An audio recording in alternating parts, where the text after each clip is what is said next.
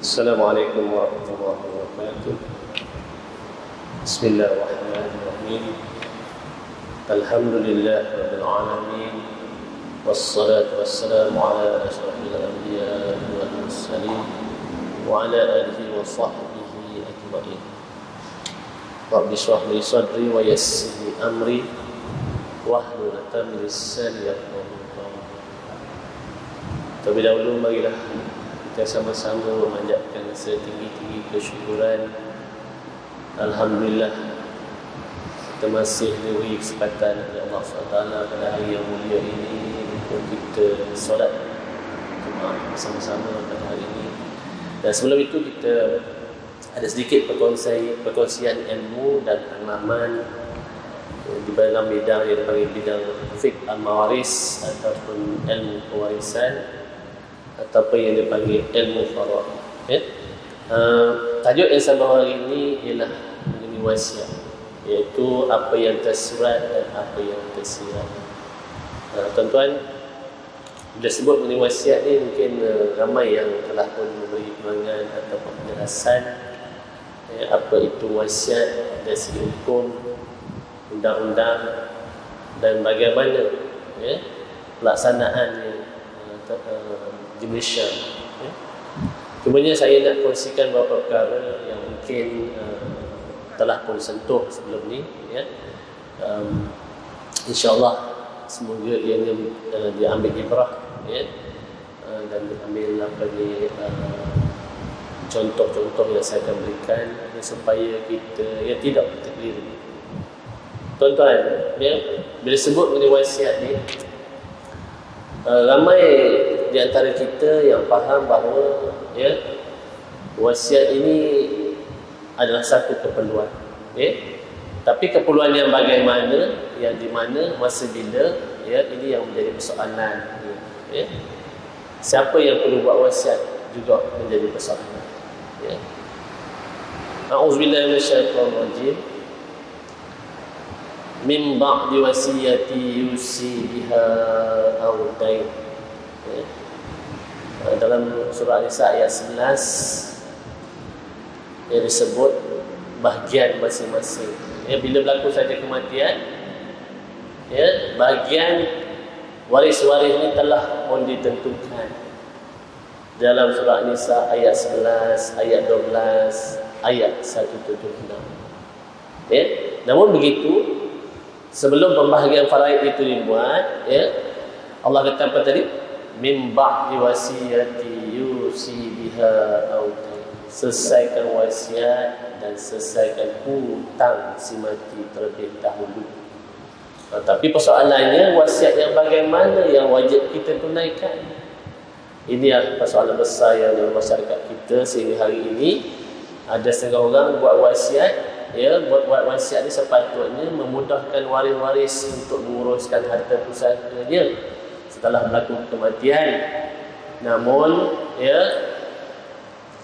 terdapat beberapa kekeliruan menyebabkan bukan saja daripada segi persediaan dokumen itu sendiri, malah pelaksanaan dia banyak yang masih terkeliru. Jadi kita lihat apa sebenarnya wasiat dari segi hukum, undang-undang dan pelaksanaan dia. Jadi wasiat ni makna dia, kalau kita tengok tuan-tuan, dalam kata Arab iaitu wasa bermakna membuat janji. Dari segi bahasanya pula menghubung dan menyampaikan. Kalau kita tengok istilah fuqaha, pemberian hak milikan yang berkuat kuasa selepas kematian, sama ada perkara yang diwasiatkan itu berupa ain ataupun manfaat. Maknanya kita buat dokumen semasa hidup, wasiat ini dilaksanakan selepas kematian. Kalau kita tengok makna dalam elemen wasiat orang Islam Selangor ini, dalam elemen wasiat Selangor ini, dalam Indonesia ni kan, yang uniknya kita ada 14 negeri, tapi tak semua negeri ada elemen wasiat. Ini pun satu hal jugalah. Di wilayah belum ada lagi. Kita ada di Selangor, Negeri Sembilan, Melaka, Kelantan, Pahang, Sabah. Ada 6 negeri ada elemen wasiat. Apa kata lain lima wasiat orang Islam selalu? Saya penting lima wasiat orang Islam selalu ni. Apa makna wasiat? Ikrar seseorang yang diperbuat pada masa hayatnya ke atas hartanya atau manfaat untuk menyempurnakan sesuatu maksud kebajikan, atau apa-apa maksud yang dibenarkan menurut hukum syarak selepas dia mati. Maknanya kita buat semasa hidup, laksana selepas mati. Tapi wasiat ni wasiat macam mana? Ya, sebab di dalam di luar sana tuan-tuan, banyakkan konsultan ataupun perunding ni dia suruh kita buat wasiat. Tapi kita tak tahu wasiat yang bagaimana kita perlu buat. Ya? Kita ambil perhatian. Dia ada 3 jenis wasiat secara dasarnya, tuan-tuan. Yang pertama dipanggil wisoyah. Wisoyah ni maknanya kita wasiat lantik wasi. Lantik wasi. Kita lantik wasi, lantik wali, lantik pentadbir. Ya, kita bagi wisoyah. Yang menjadi keperluan di bawah undang-undang, tuan-tuan. Di Malaysia ni kita ada dipanggil Akta Probate dan Pentadbiran 1959, yang mana keperluannya ketika kita bawa perusahaan pusaka ke Mahkamah Tinggi Sivil. Tuan-tuan, dia begitu. Kita ni perusahaan pusaka melalui Mahkamah Tinggi Sivil yang memerlukan dipanggil wasiat melantik pentadbir ataupun wasi ataupun wali. Ya, ini. Yang keduanya dipanggil wasiat pembahagian harta. Kita nak bahagi harta. Selepas kita mati. Itu kita kena buat wasiat. Dan ada yang ketiganya dipanggil wasiat pesanan. Yang bukan jatuh di antara kedua tadi itu, dipanggil wasiat pesanan. Ada orang pesan, dia kata besok ayah mati, kebumikan sebelah kubur maut. Kita tak? Itu biasalah. Ataupun ayah mati besok, ayah nak supaya ayah yang dikuburkan di Perlis, contohlah, tuan-tuan. Ya? Itu wasiat pesanan. Jadi wasiat tadi yang pertama tadi itu di bawah undang-undang, yang kedua pun di bawah undang-undang. Ya? Yang ketiga ni dia tidak terikat dengan undang-undang, tuan-tuan. Ya, selagi ianya tidak membebankan waris, silakan. Selagi ianya tidak melanggar syariah, silakan. Ya?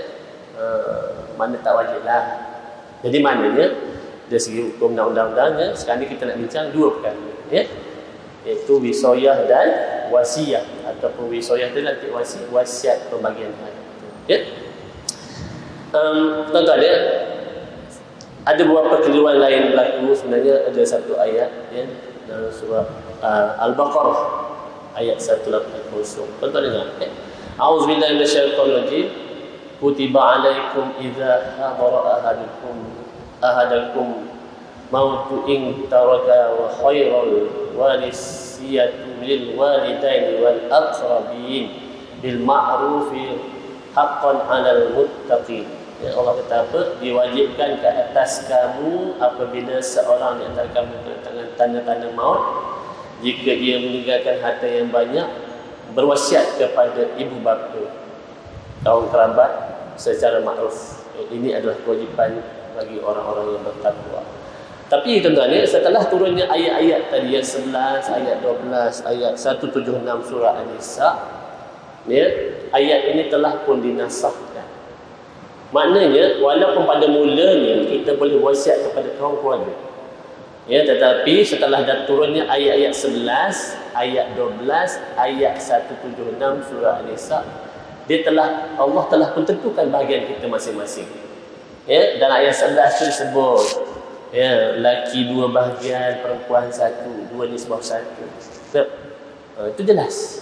Laki 2, perempuan 1. Seterusnya disebut, bila kita meninggal, kita ada ayah, ibu dan ayah kita.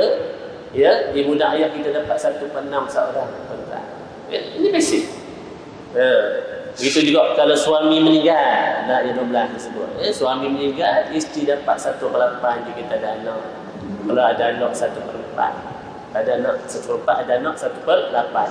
Sebaliknya kalau isteri pula meninggal, suami dapat 1/4 ataupun setengah bagi kepada anak lelaki, anak perempuan. Itu sebab dalam ilmu faraid, tuan-tuan, Tuan-tuan, dalam ilmu faraid ini ada 25, tapi sekarang 23 golongan yang berhak ke atas orang yang mati.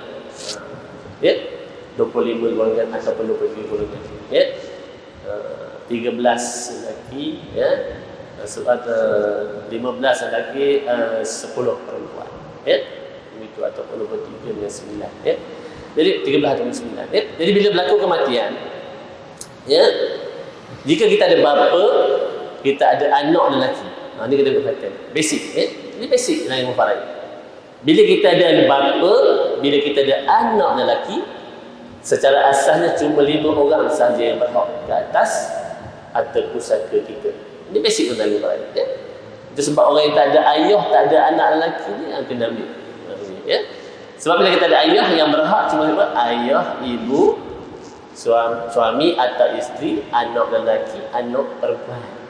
Itu sebabnya bila kita tak ada ayah, kalau tak ada bapa, tak ada anak lelaki, dia boleh pergi ke atas, pergi ke bawah, pergi kiri, kanan, ya. Yang pergi ada kanak-kanak tentu saya pernah jumpa tuan-tuan, ya, kes yang dapat bahagian kepada anak lelaki kepada sepupu lelaki. Ya, ada keadaan-keadaan dapat bahagian kepada pakcik-pakcik dia, ya. Ada keadaan dapat kepada Baitul Mal, tuan-tuan. Ini ada keadaan-keadaan. Tapi itu nanti kita bincang bab faraid lah, ya.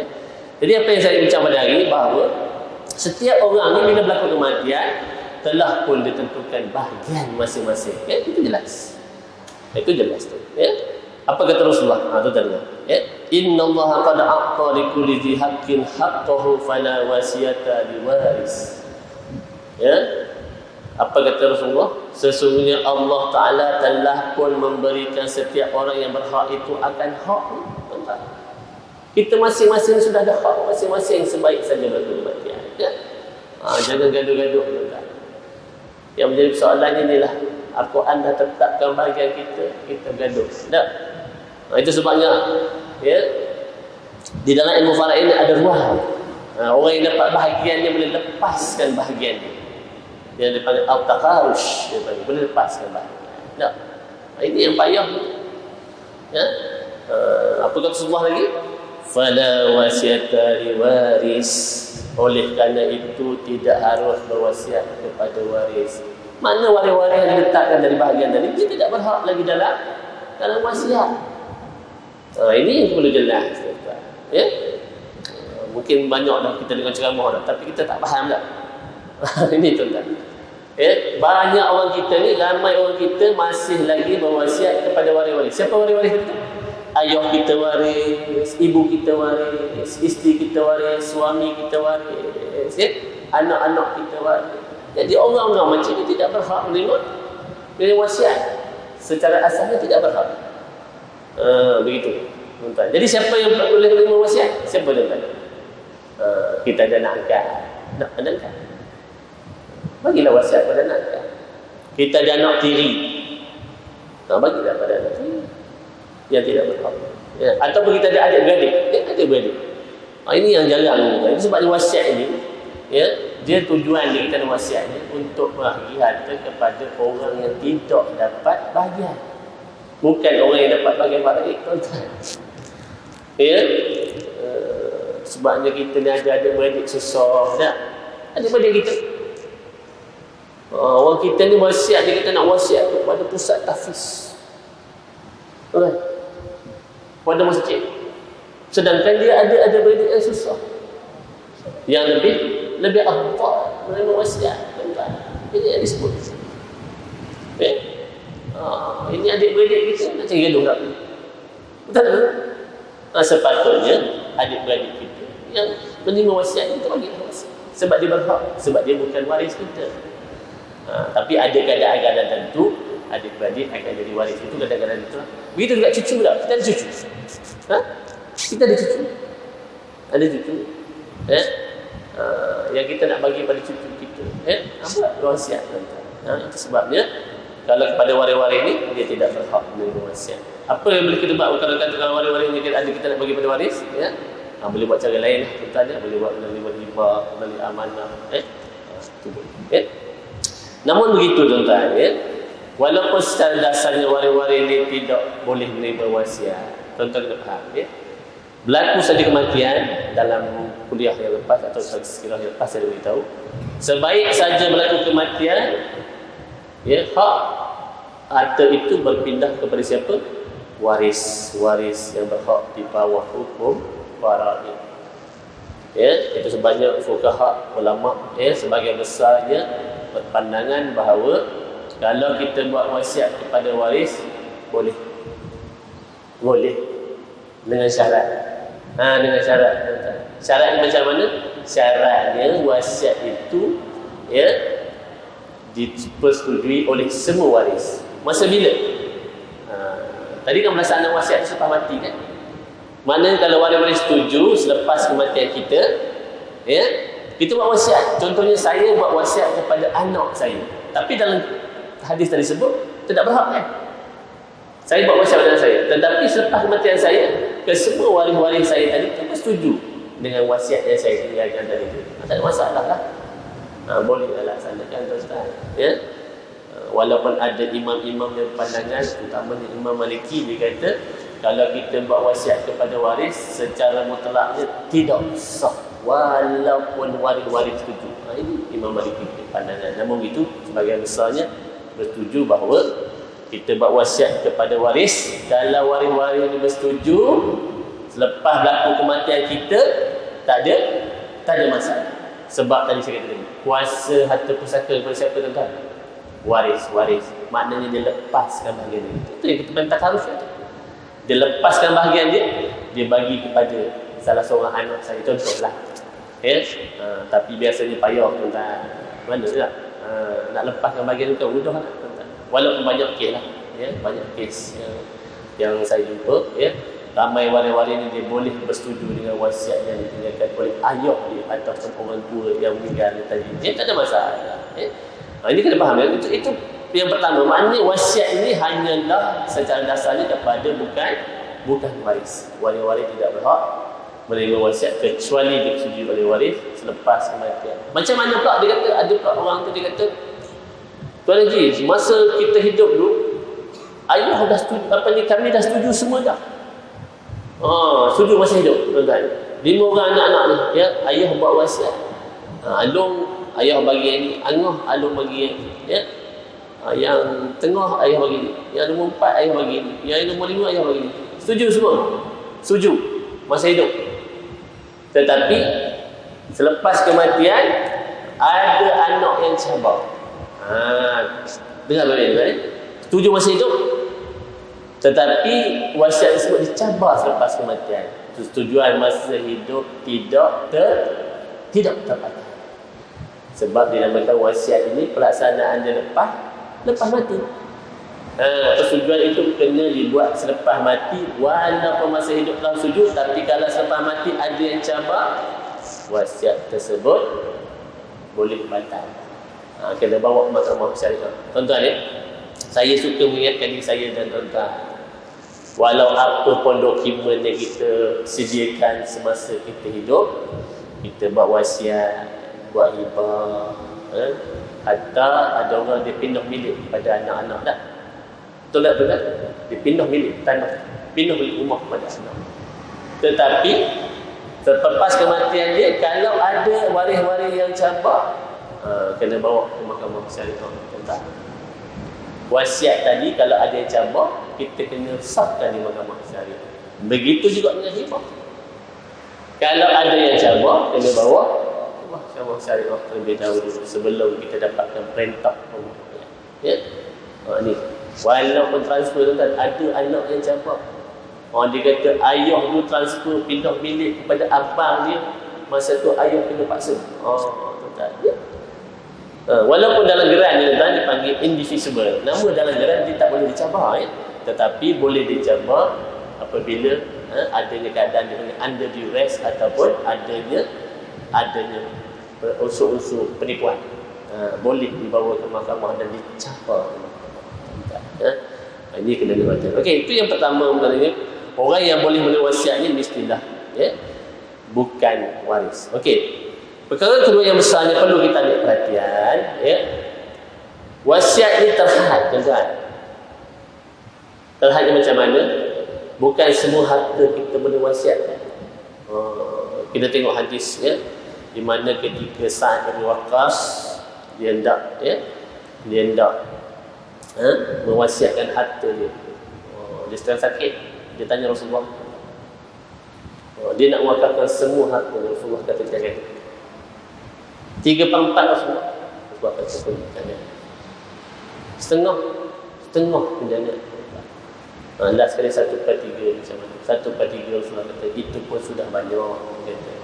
Ya, lebih baik kamu tinggalkan harta kepada waris-waris kamu daripada kamu tinggalkan mereka dalam keadaan miskin. Ya? Sebab ni waris-waris ni lebih utama.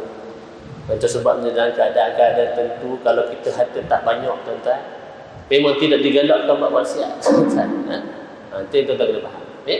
Jadi kita dah bincang tadi wasiat pertama tadi wasiat yang diperlukan di Mahkamah Tinggi Sivil, dan kedua bahagian pembahagian harta.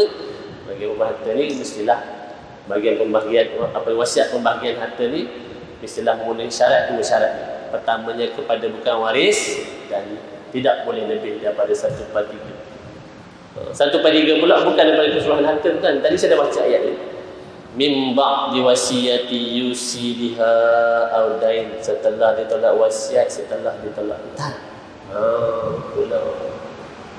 Ada harta, contohnya si mati meninggalkan 500,000. Contohlah contoh-contoh ni 500,000 keseluruhan harta dia. Ya. Bila dikira-kira hutang dia berjumlah 200,000 contohlah. Ya. Jadi 500,000 tu kita tolak dulu. 200,000. Yang boleh diwasiatkan cuma baki dia. Bukan keseluruhan tuan. Itu sebabnya ya pengiraan sangat penting. Ya.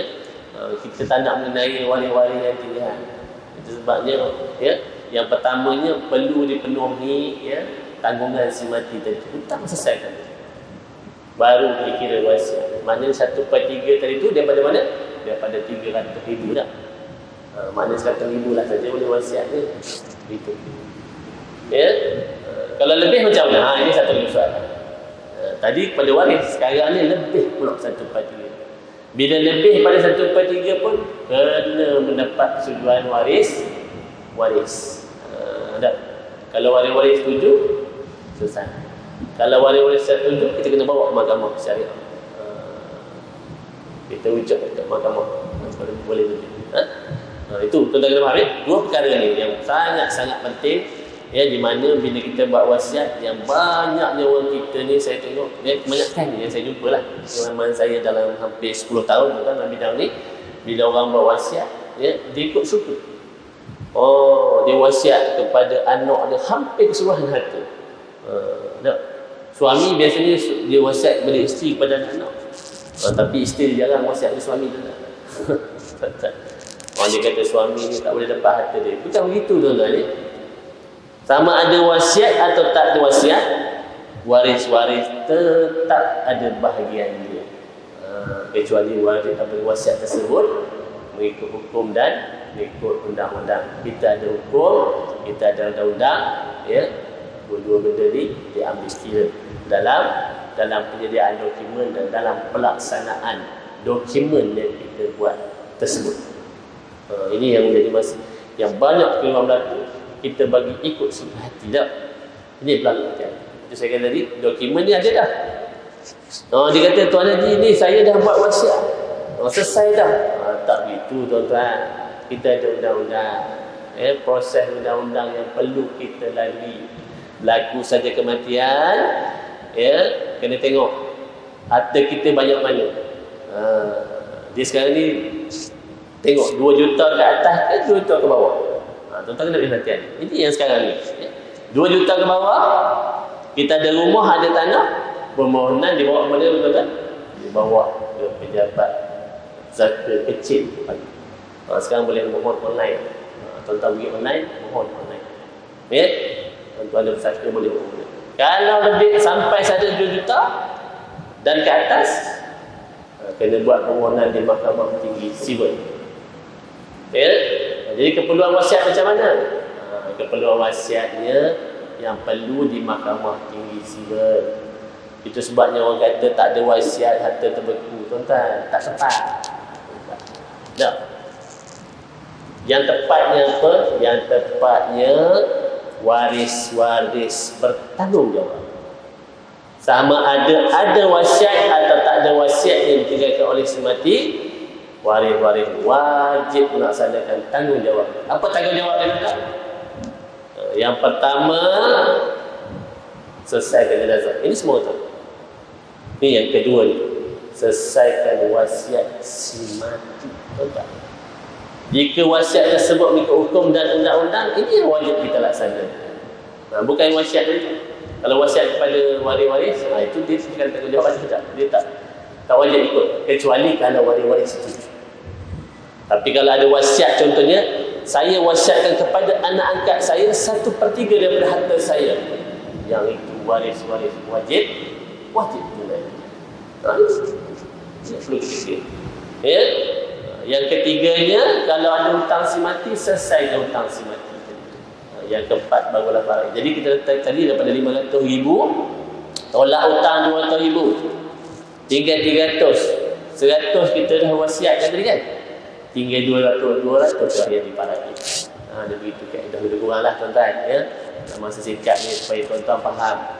Ya, ramai orang yang kita terkira, ya. Saya kata tadi, dia ada 3 jenis wasiat. Ya. Yang pertama tadi wasiat anti-wasi atau dipanggil wasoyah. Yang kedua dipanggil wasiah atau wasiat pembagian harta, yang kepada bukan waris dan juga kepada waris. Kalau kita pulak di negara kita ni tuan, dari segi undang-undang sivilnya di tingkat federal, kita ada panggil Will Act atau Akta Wasiat. Ini pun mengelirukan juga Akta Wasiat 1959.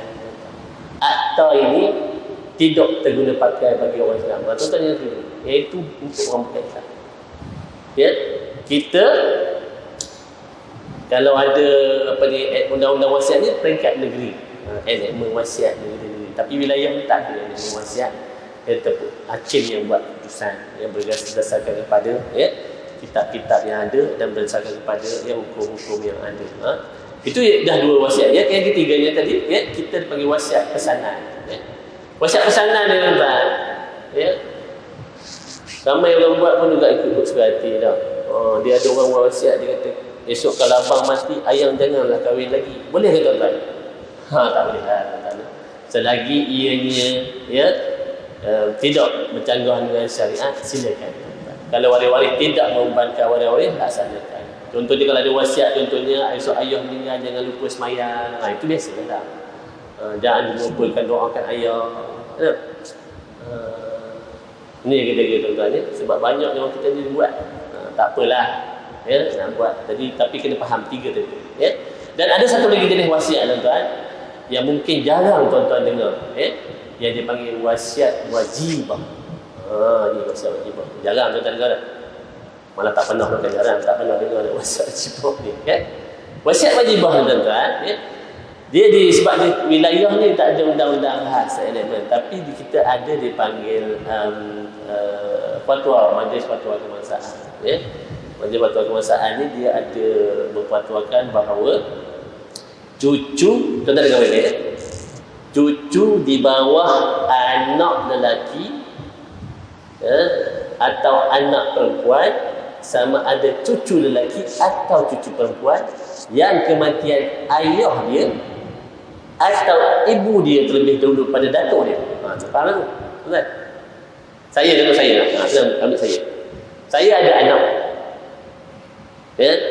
Anak saya ada cucu.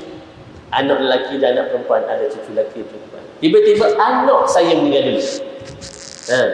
Anak saya meninggal dulu. Saya ada cucu kan?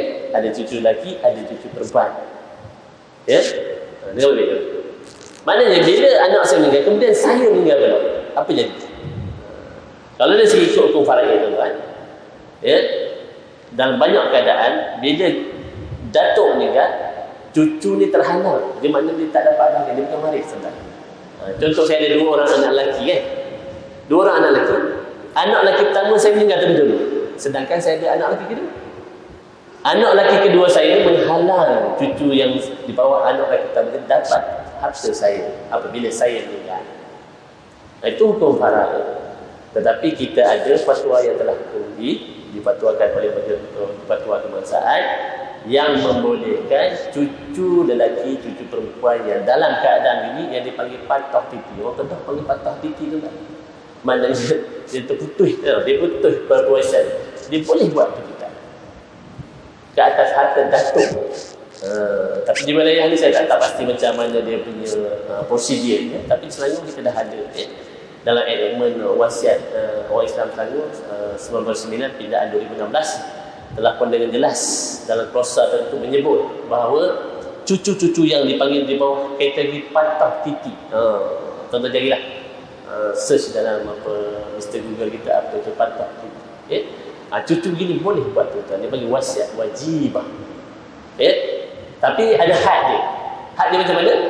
Kalau datuk tadi buat wasiat, datuk dah buat wasiat dah. Saya buat wasiat dengan cucu saya ni. Dia tidak berhak. Sebab saya dah buat wasiat. Sebab cucu yang tadi tu dia tidak berhak ke atas saya boleh buat wasiat. Itu yang pertama. Yang keduanya, kalau saya buat hibah pun dia tidak boleh.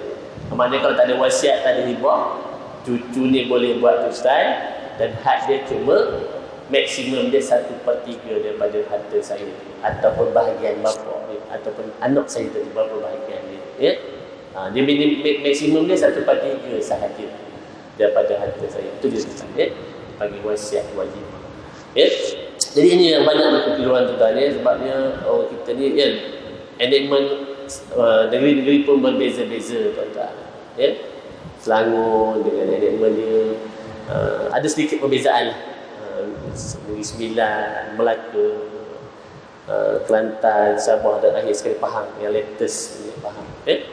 Jadi menyebabkan bukan saja ya, dari segi pengamal undang-undang pun kita pun agak penting juga tuan-tuan nak menguruskan harta pusaka orang.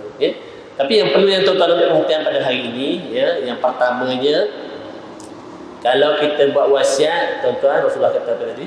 Fala wasiata liwaris.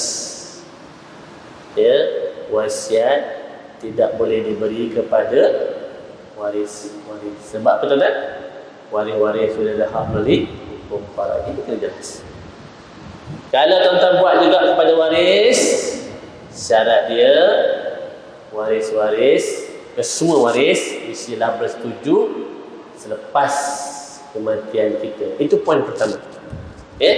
Ini bagi wasiat pembahagian tadi tu. Ni ramai banyak waktu.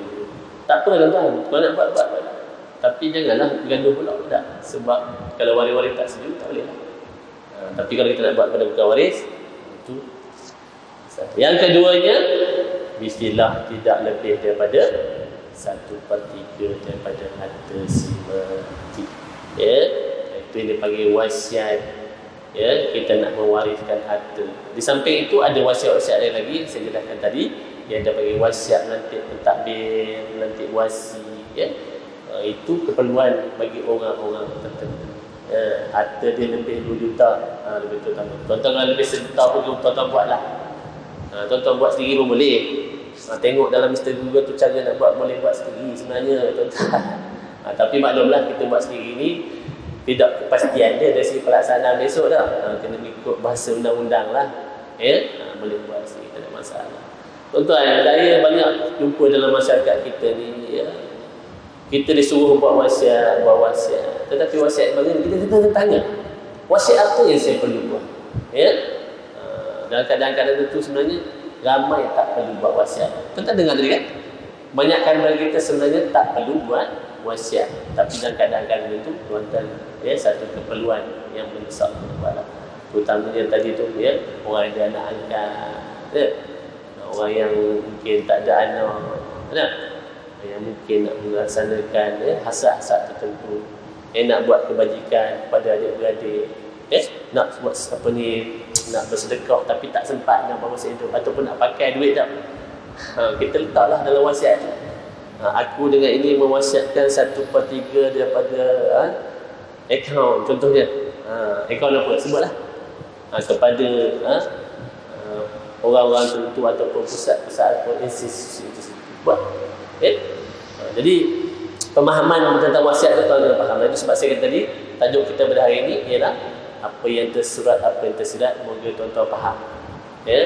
Jadi kalau tuan-tuan tak faham bolehlah hubungi saya kemudian tuan-tuan mereka masjid ke, mungkin adakan satu bengkel di sini, ya, kita belajar macam mana nak buat wasiat, ya, insya-Allah, ya, kalau kita izinkan, ya, sebab ini satu keperluan tuan-tuan. Sebab banyaknya orang kita ni sekarang ni, ya, di Malaysia sendiri saya difahamkan sudah ada lebih 70 bilion harta pusaka tertentu. Kena pemahaman kita sendiri, ya. Bukan salah tuan-tuan sebenarnya, ya.